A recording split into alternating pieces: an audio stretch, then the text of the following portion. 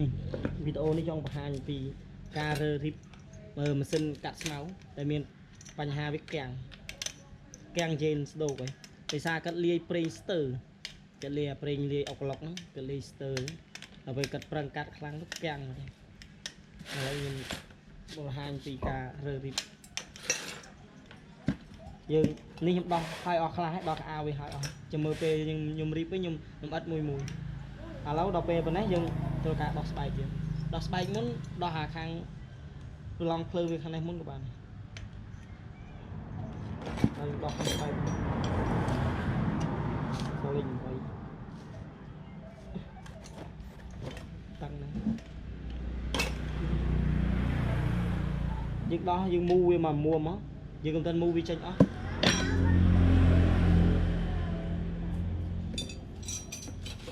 យើងដោះយើងមូវាមកមួមយើងទៅមូវាចេញអស់យើងមូនេះដល់ពេលយើងដោះចេញមកយើងមូវាកុំឲ្យអស់យើងបធូរវាប្រហែលកន្លះហ៊ុនអីមកយើងទុកគោះវាកុំឲ្យខូចក្បាលច្រើនស្ទើរហ្នឹងយកដែកកប៉ែតអីមកពេលសក់ចូលយើងស្ទើរវាមកតែឯងរៀងពិបាកស្ទើរយើងដាក់គោះស្ទើរយើងគោះវានេះចេញមកនឹងវិធីដោះស្បែកម៉ាស៊ីនកាត់ស្មៅម៉ាស៊ីនបាញ់ថ្នាំយើងធ្វើអញ្ចឹងហើយចាំយើងមូខ្ចៅវាបញ្ចេញអស់ណាដកស្បែកចេញ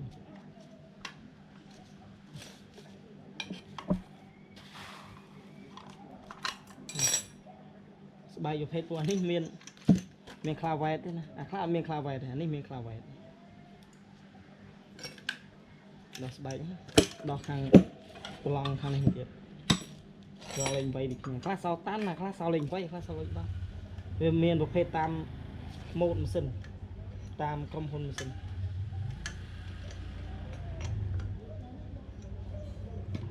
ទៅហូត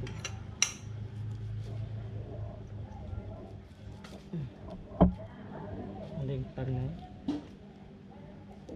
បធូរវាដូចគ្នាមកបធូរមកល្មមដូចគ្នាមកខ្ទើសវាក្រោមលោកឡើងខ្ទើសហ្នឹង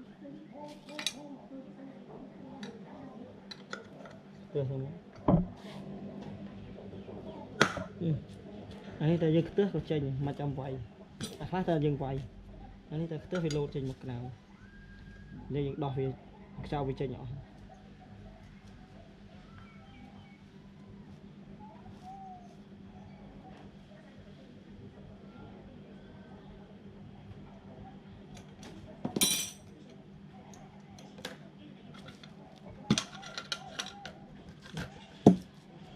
mình cứ mau cái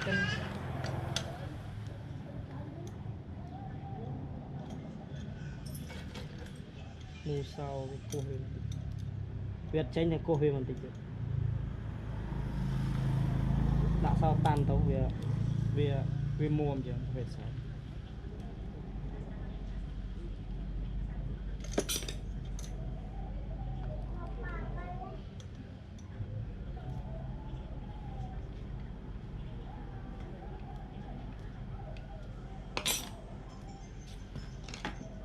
để kia nó bạc cua thế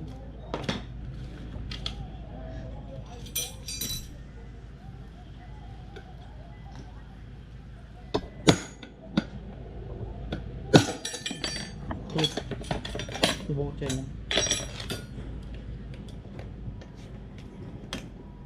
anh nói vị đo về đo hàng bờ đo bay cái đòn kìa trên mà anh này mạch đo trên các bạn một pin mình chơi với mạch đo trên các bạn hai dân khơi hàng này vì mình sao 4 đo sao 4 trênแต่sao này thì đo sao vào lại bên anh đi dùng khăn về khác khô cho cả lại đo sao vào lại mình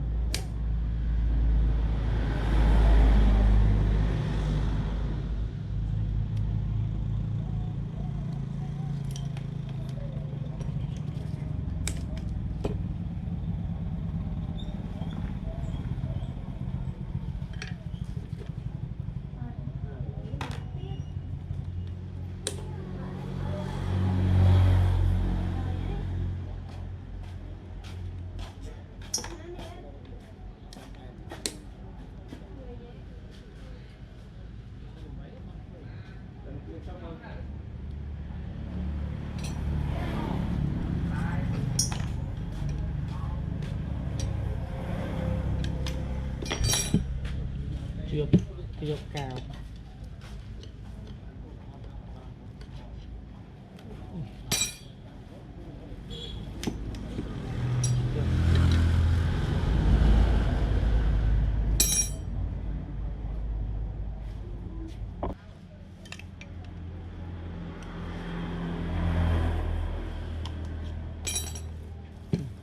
là gì mình đừng khăn áคือยังโคยกระลาดนี่ก่อนใช่ดอกจอบบูน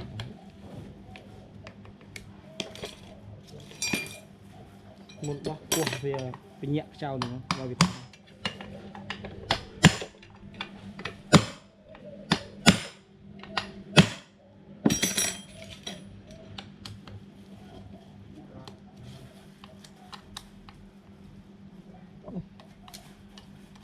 này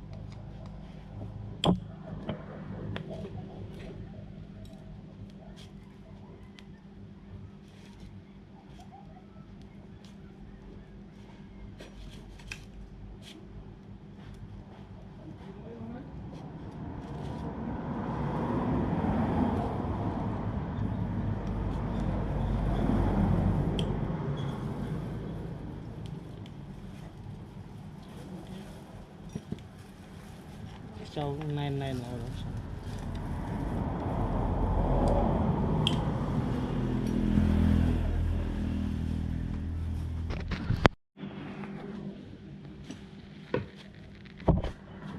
đọc sao cho nhau hay cuộc về chạy những cái niềm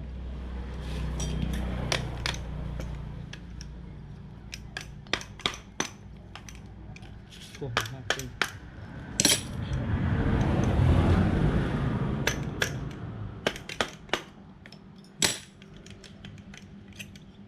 trên nó chịu lao vẹt đọc lao vẹt trên này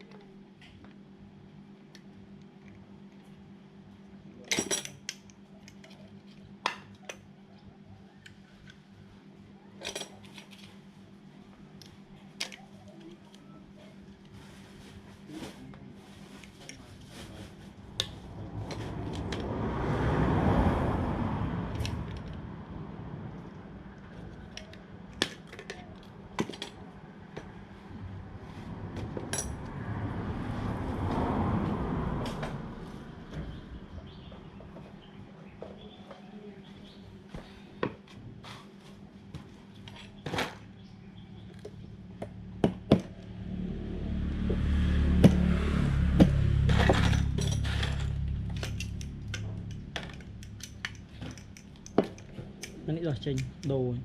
piston cái đồ dây cái đồ tay đo vô đàng không người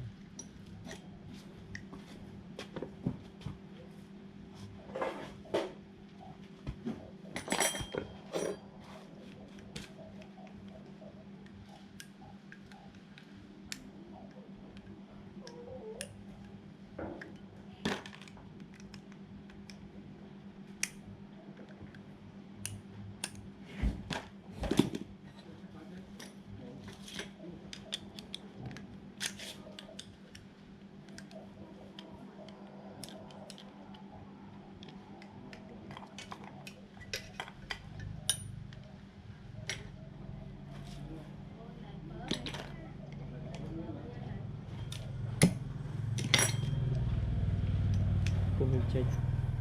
vô đàn tục ra thì đàn hôm nay một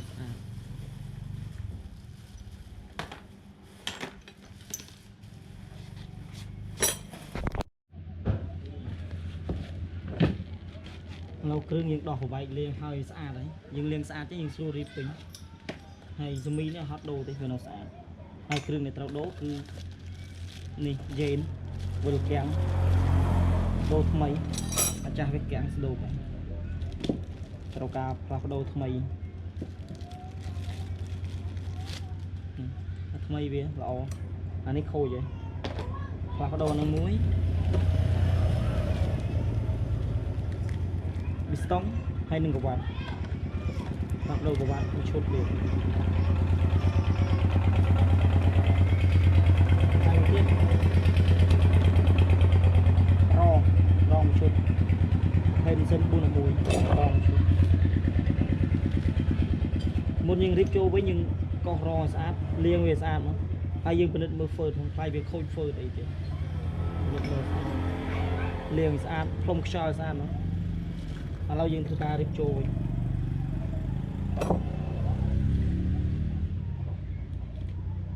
rip trôi nhưng rip hàng vào lòng phơi hàng này hôn mà đoạn tránh tục mà cái độc tính bông những liệp pre như vậy ai vì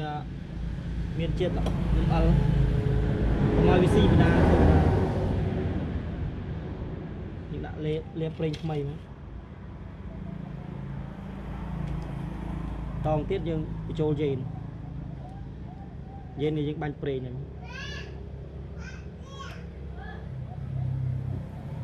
mà vừa đoạt lò hay sẽ làm dương bị trôi khang vào lòng đấy thằng này cứ vi miền cái này đã khao về khang này ăn miền này tay bởi dền đấy vi miền này dền xin vi miền khang miền khang ọt anh ấy vi miền dần sau khang này không miền khang này không miền tại bà ấy miền là mặt hàng này miền là mặt hàng khang này ăn miền này anh ấy miền từng pì chứ là miền từng pì đã khang này các bạn này tại sao là vì vay như đây anh này tại bà ấy miền gì chứ những đã tập hàng vào lòng chỗ trốn đã về tận lời chứ đã khang thông đấy ở trâu dên này mà bây giờ khang đấy khang cả là bự khang bền đấy khang đấy khang dùm mì cái đường này thì mấy bộ cái tích tích mà đấy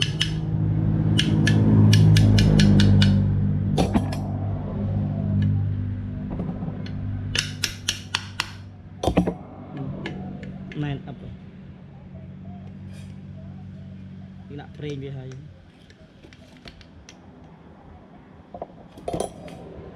dừng liêng chu để sát anh ăn dừng vì chết cho lõ dừng con rồi sát nó dừng chu sát dừng hay ròn cả đa về đạn này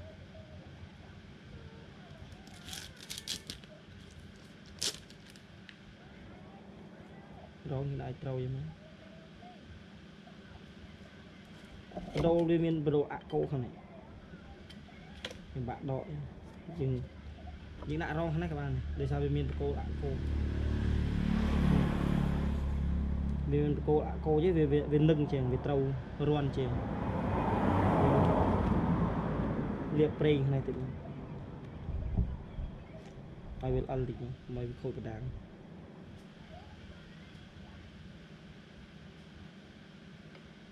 nhưng thường ta chặt chỗ rong mà ở việt ạ cô về vậy mà anh cái ạ cô về thì bạch chỗ nó ấp xa đây nhưng chắp cháu với bồn crop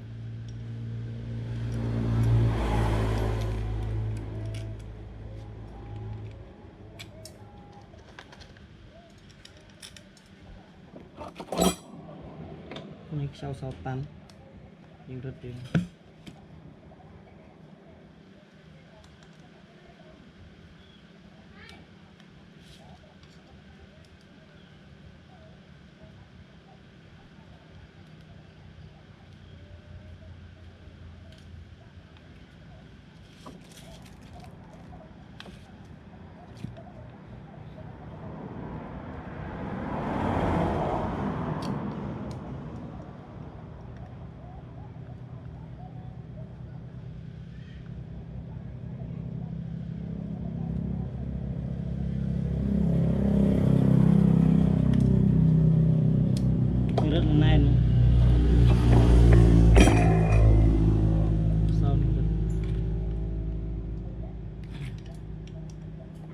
anh nâng ta vì dương rất ẩn nén lịch cho có việc chạy lịch cho tam rón có chạy này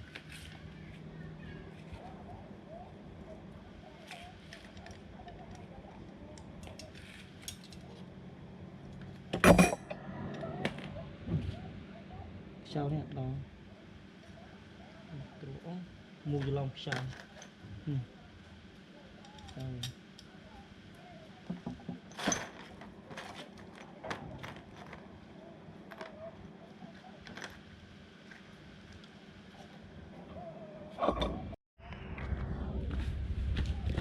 sau đó video mình thọt việc đại giật đằng lâu thì chọn bàn bên này lâu dùng xa coi về tích tại ban đó váy nhưng tôi to anh này ỏi mờ nè khang ballon nè khang lương ní vì miền ron kha vai thì chẳng dương tôi vô kha vai thì mà đại như mà nhưng cô kha vai bị trộm nè nhưng cô kha vai bị trộm anh nó vì miền ron kha vai tầm mũi anh ấy vì miền pi song hàng tay dựng đá đã kha vai khang này khang ballon thấy ballon ní cô dương miền ron về đâyเราไปยังยังสัวเนี่ยสัวรวนนั้นเอาจอมคลาวไปเวียนใช่ไหมอันนี้สำหรับเติมเส้นนี้ยมนี่จับโจวินมาได้อุตหอยมือสัตว์ไม่ในสามมันยังเวียดได้ปิดโอเราไปยังอันนี้ยังจับหอยเอาหอยจับมันไปยังรึดไอหอยบันไนน์อันนี้ยังรึดไนน์หนึ่งปีทางนั้นกาเปียไฟเกลือเรายังเวียยังโจดิสมิงบงยังเลียบเปรย์อยู่ดีกว่าvề al dương sụp sụp châu đi đây những cục sắn giờ xong lâu đâu vậy dương đặt cái vắt nó muốn đặt vắt những đặt pre là hay sao đặt pre dương mới nhà pru nhỉ chẳng những đặt pre về khang này bây giờ mọi việc tơ hàng này bây giờ châu đặt pre hàng này đặt bây giờ châu hàng này về việc tơ chẳng như châu pre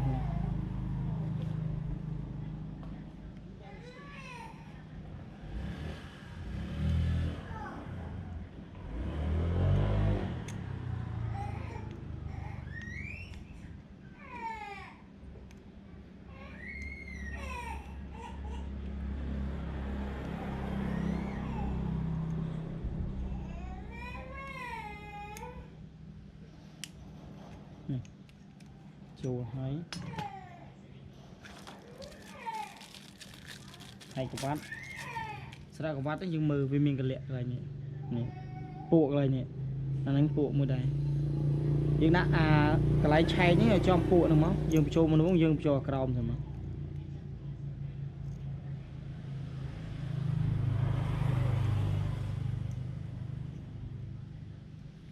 đã rồi tịch tịch không có mọi bạn anh rồi kháng bạn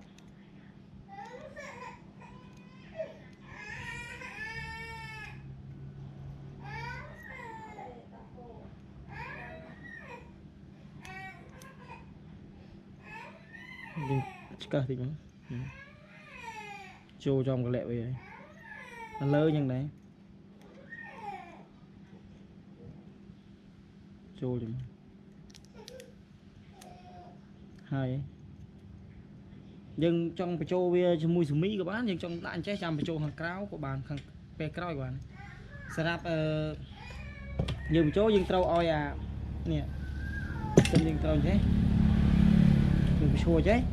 xi măng về tàu cầu chắc nhưng trâu ở nhà pruy ní oi mò khăn xi măng nhá bờ admin pruy như rồi dư trâu dùng co thà oi bộ phết của cái vạt chốt nè oi nó khăn cào oi trâu nâng xi măng này bờ trâu nâng xi măng về scot về tơ nè về miền hào nó dùng cái trâu này sân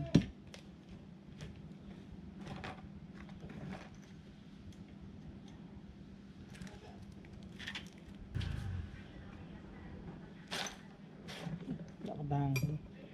nhiệt tiền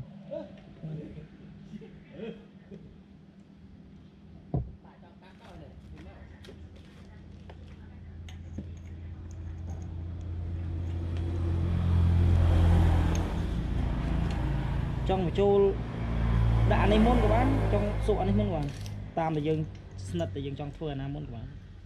quỳ tại nhóm chỉ chất trôi chơi món vì sưu đấy sập nữa Tôi đặt free.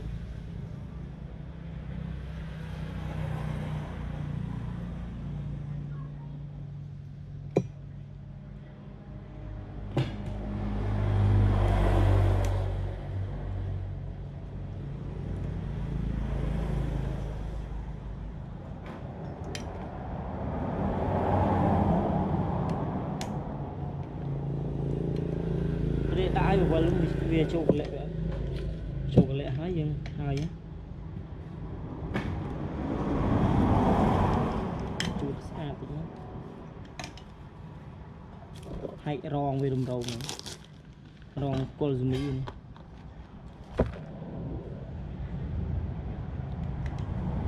tại trâu em đẹp đây khỏi stong tí ơi về châu zoom in miền triệt prey như thế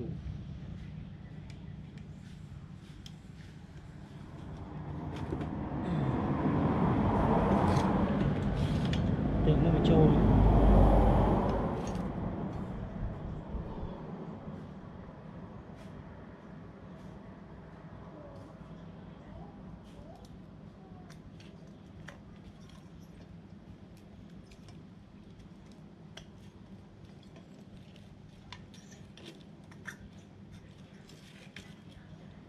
rong rong trâu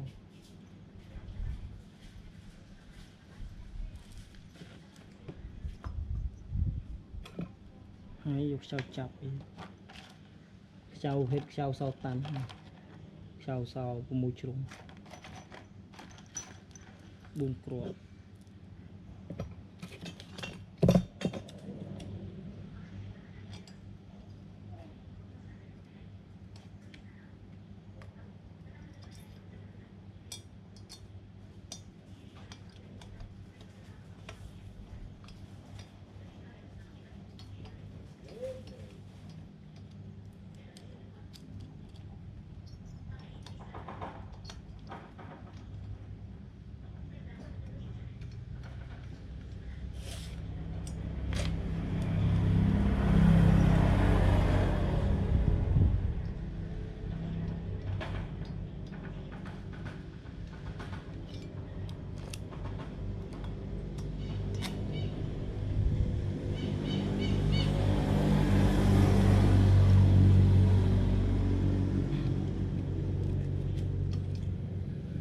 bên này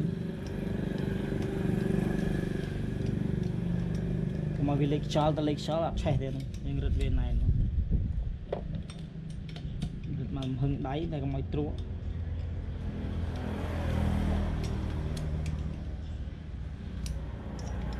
tăng đây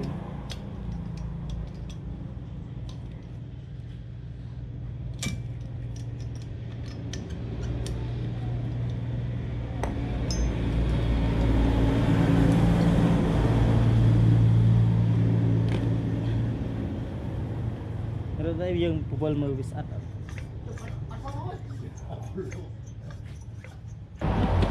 bây giờ chắp đòn nó dương sưu thưa ca này chắp đòn với chui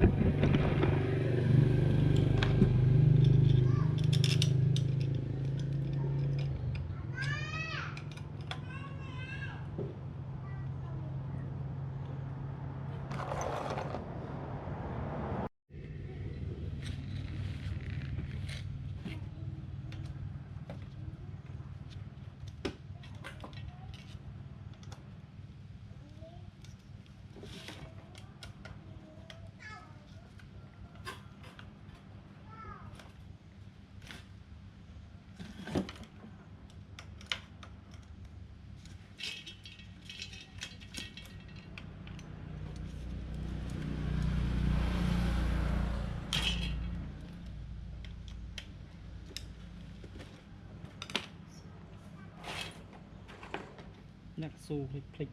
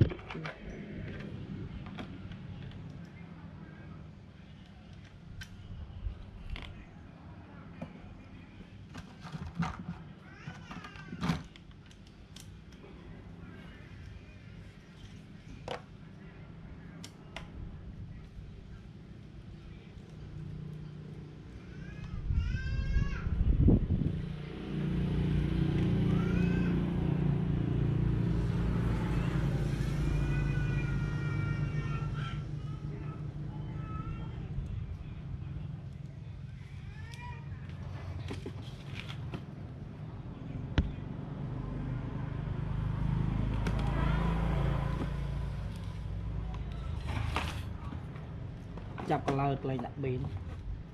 nó khăn đấy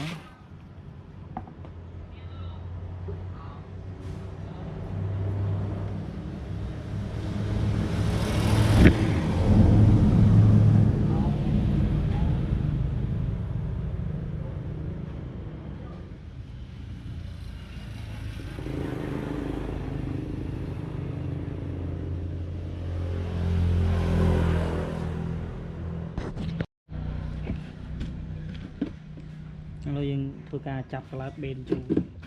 đã rong rồi hả đã rong ở trên xóa lắm ở